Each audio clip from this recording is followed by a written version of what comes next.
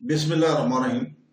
شروع کرتا ہوں اللہ کے پاک نام سے جو بہت بڑا مہربان نہایت رحم والا ہے۔ دوستو، بہنوں، بھائیوں، دیکھتی آنکھوں اور سنتے کانوں کو السلام علیکم۔ آج کی اسلامی اسکالرز کی معلوماتی ویڈیو میں ہم صوفی بزرگ عبدالکریم جلیلی کی سوانح یاد کو پیش کر رہے ہیں، جن کی تعلیمات نے صوفی روایت پر دیر پا اثر چھوڑا ہے۔ بیانیہ ان کی زندگی، روحانی سفر اور فلسفیانہ اصول کا احاطہ کرتا ہے۔ مزید برآں ہم ان کے مزار کی تاریخ کا بھی جائزہ لیں گے، بشمول ان کے جغرافیائی محل وقوع اور تصوف کے پیروکاروں کے لیے اس کی ثقافتی اہمیت۔ مکمل ویڈیو کو ضرور دیکھیں اور اس معزز ولی کی پائیدار میراث اور اس کی زندگی کی یادگار روحانی پناہ گاہ بارے میں جانیں۔ تو دوستو، بہنوں، بھائیوں، عبدالکریم الجلیلی ایک قابل احترام مسلم صوفی بزرگ اور صوفیہ 1365 میں بغداد، عراق، خاص طور پر جیل کے پڑوس میں پیدا ہوئے۔ یہ پیدائش بعد میں ان کی کنیت الجلیلی کو متاثر کرے گی۔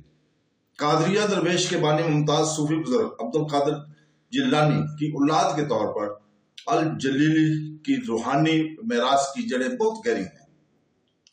الجلیلی کی ابتدائی زندگی کسی حد تک پرسرار رہی، لیکن مورخین اس بات پر متفق ہیں کہ انہوں نے اسلامی اہلیات، فقہ اور عربی ادب کی سخت تعلیم حاصل کی۔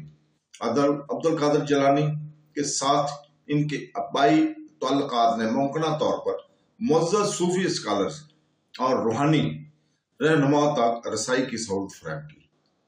الجلیلی کی روحانی علم کی پیاس نے اسے پورے مشرق وسطی، شمالی افریقہ اور ایشیا میں بڑے پیمانے پر سفر کرنے پر مجبور کیا۔ انہوں نے ممتاز صوفی استاذہ سے رہنمائی حاصل کی، متنوع نقطہ نظر کو جذب کیا اور اسلامی تصوف کے بارے میں اپنی سمجھ کو گہرا کیا۔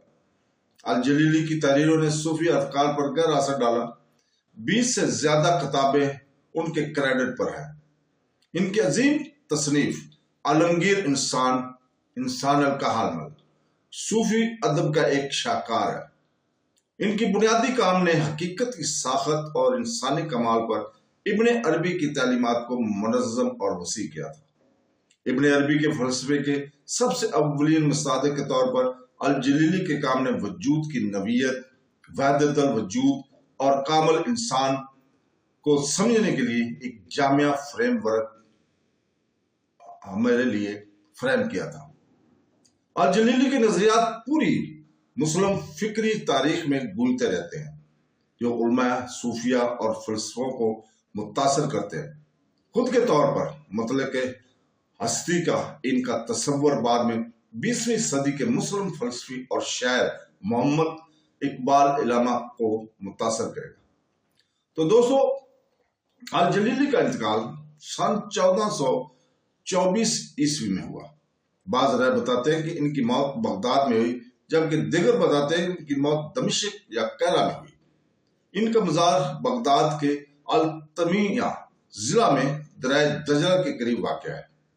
یہ مزار سلطنت عثمانیہ کے دور میں تعمیر کیا گیا تھا، خاص طور پر سلطان سلیمان کے دور میں اس کو تعمیر کیا۔ اس قابل احترام مقام کی بحالی اور تحفظ کی کوشش کی گئی ہے۔